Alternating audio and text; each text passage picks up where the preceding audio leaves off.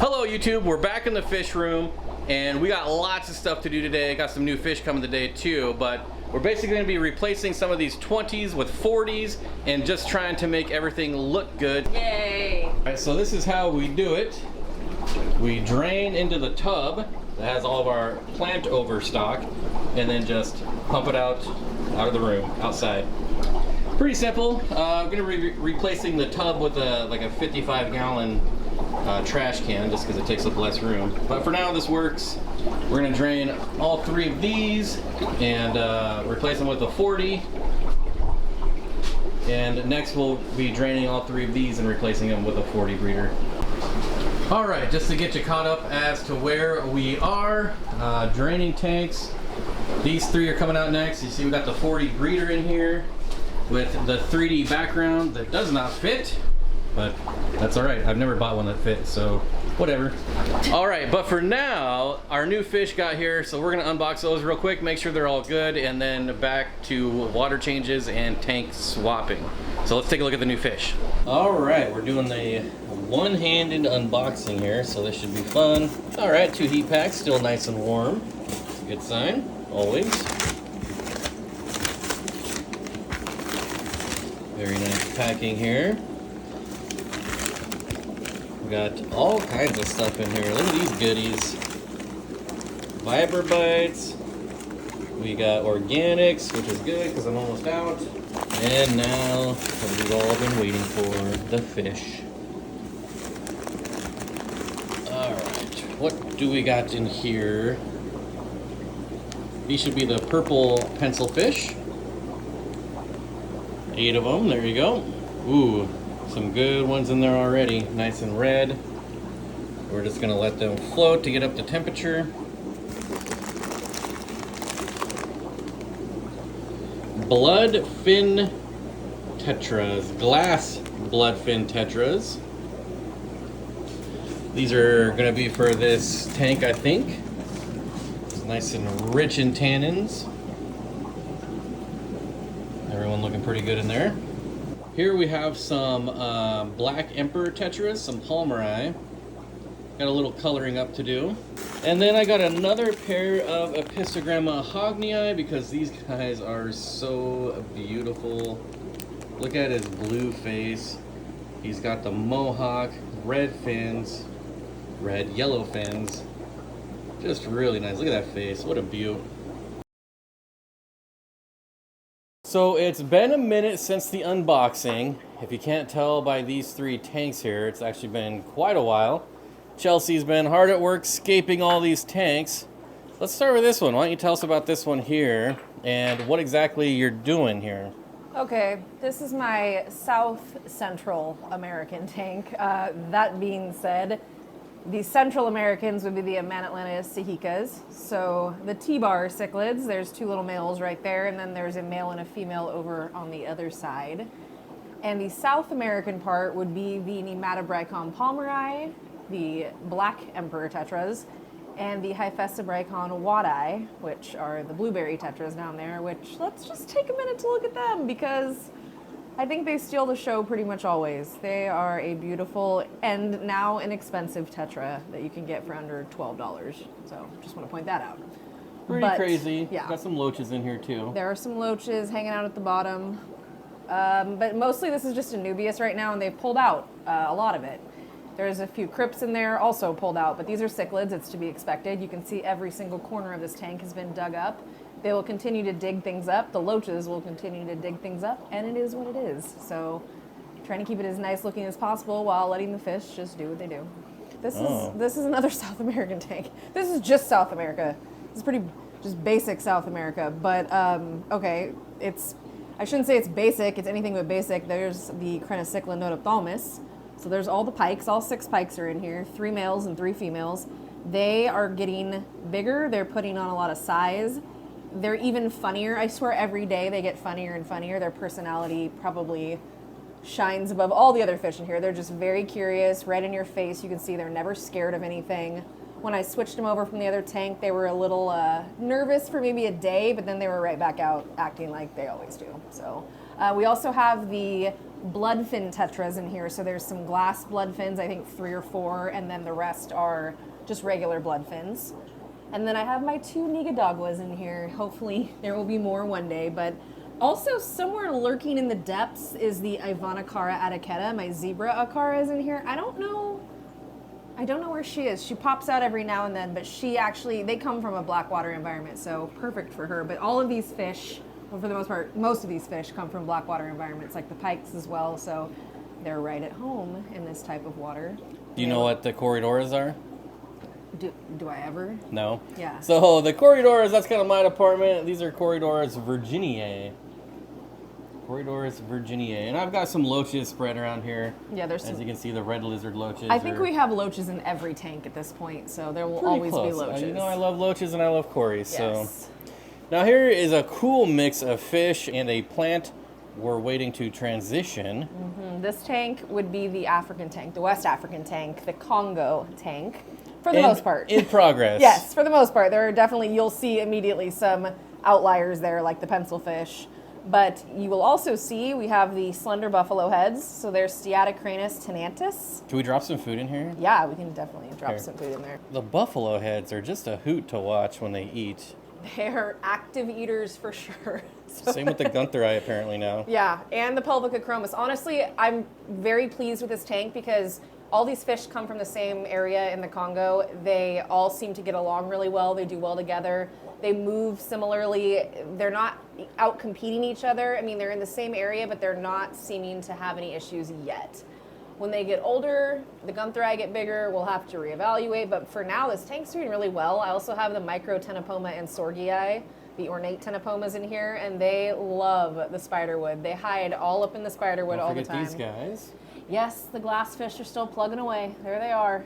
Love them. It's hard to focus on Yeah, them. you can never focus and, on them. what do we got here? Oh, yes. Lampa. You stole my Lampa Achilles. I stole the Lampa Achilles. You son of a biscuit. I stole like 3 or 4 of them so far. my There's still like gosh. a few of them left in the other tank, so I'm in transition there. Like This is whole what tank- happens when I don't come in the fish room when she's working. All my fish get stolen. I told him what I was doing. They're West African. They belong And of in this course, tank. we know these are not West Africans, but I'm Yes. not going to have a tank without corries. Nope. So these are Corridoras loxozanis. All the corries are fine. Nobody cares about the corries. So yeah, this is an awesome tank. Those buffalo head are so entertaining. I love them. That's why I think that, like, you know, these type of cichlids, they're really, really fun to have. And West Africa just doesn't get as much love. And there's the Ansorghii looking very nice right by the Guntherite. Oh, yeah, there he is. Isn't There- there a baby whale in There here? is a, let's see if we can find the whale. Yeah, the whale's in here somewhere. I don't know. We have all our plants floating up here now for all of our See if escapes we we're can- doing. It's always up in the plants, so it's got to be somewhere. Oh, there it is. I see it. Hold on. Can you? I'm gonna try and pull it for. Oh, there it goes. All right, well, we saw it there. There it is, right there. He's actually not very bashful when it comes to feeding time, But definitely likes to hide the rest of the time. But I love that fish. That is a very random fish, but I am enjoying it. and we're doing water changes. As you can see, Yeah. we got to fill this one back up. Just do little water changes a couple times a week. No biggie. Easy peasy. All right, let's take a look at the pikes again because this tank's pretty cool. And what are you feeding? Tropical formula bug bites. They love it. All the fish really like the bug bites. Which is your favorite food, right? I don't want to say it's my favorite. It's what my fish liked the most, so I fed it the most. But I mean, it is one of my favorites for sure. I think it's a really good food. So just to go over it again, the goal is to be Asian, West African. West African, Asian. Well, Asian's going to be up here. So Oh, yeah, we have we one more forget up about here. this tank. Yeah, this right now has a hodgepodge of creatures. The Compressiceps are in here. We have some darter tetras and some dwarf chain loaches. Beautiful Brocus Yes, splendens. I love those cory. They're such a pretty cory. I really like them. We have the red-eye puffers. So there's a red-eye puffer. We have the empire gudgeon and the eels. This is a very weird tank, but this will be the Asian tank. So this is going to be Asian and outliers. It won't be a true Asian tank, but it'll be pretty close. So the Compressiceps are going to have to move. But right underneath of it, that Blackwater tank, that's going to be just South American tank, like a straight South American tank. Sweet. And so That's just South American, plain old South American, and this will be South and Central American. All right, so trying to keep them kind of together. Yeah, I'm not really huge on biotopes, but I like to loosely keep them as close as, like, you know, as they naturally come from the same areas. I like to try and do that to see how the behaviors are. So. All right, and now for something a little more boring. For everyone who can hear this heater whining in my videos, I'm glad to say this crappy heater, there's the brand, is going away. And we're swapping it with another heater, but where is it? All right, so we're gonna be swapping it out with this, which is just a stand-up unit.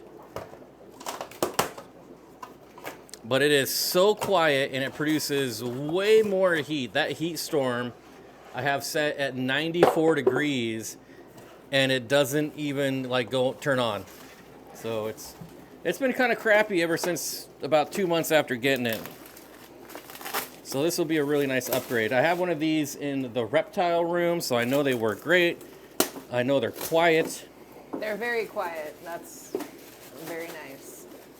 So the other heater, like, it had a remote that I could use to turn it on and off when I'm filming. The remote stopped working years ago. I mean, pretty much 3 months after I bought it. So just all around bad experience with that heater. And this is the new one. It's 1500 watt Lasco. They're about $50 on Amazon. And they just work way better. You'll see. All right, so this thing is pumping out some serious heat already. And I'm gonna take my mic off and put it right next to it so you can hear it.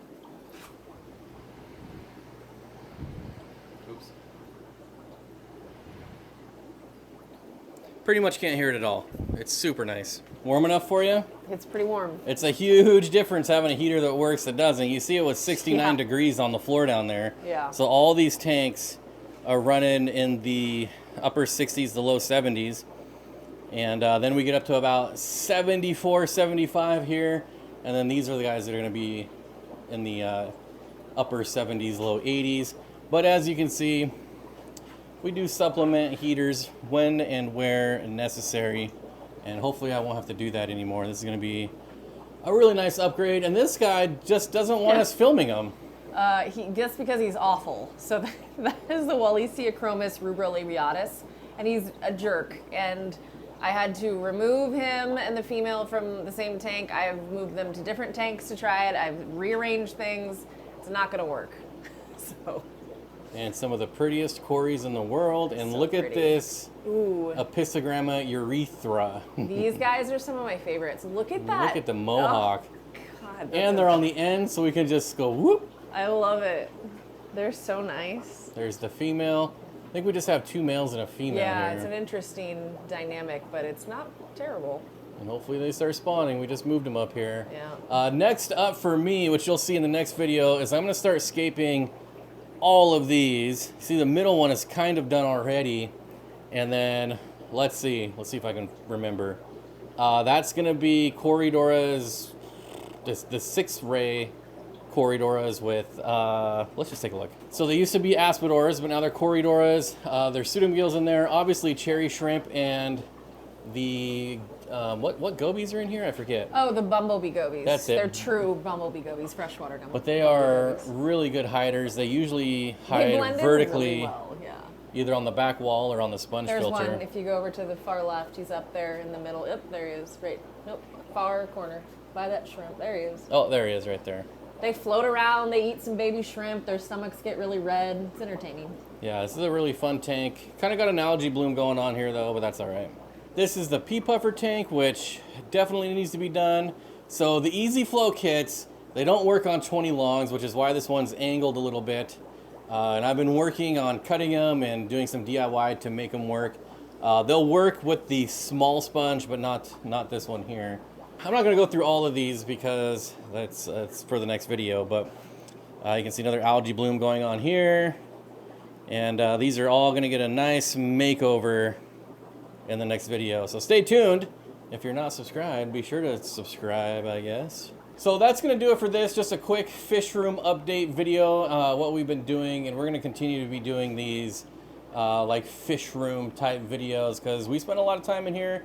And we're just trying to get everything looking nice, and you guys can follow along with us if you're subscribed. If you're not, you're gonna miss out, so subscribe. If you like any of the fish that you saw in today's video, you can find them at dansfish.com or wetspot.tropicalfish.com. I've got affiliate links and discount codes and all that good stuff down below. Also, if you're interested in these easy flow kits, they're pretty amazing. I got links for those down below as well. Until next time, we'll see ya. Go buy fish, guys. Go buy fish.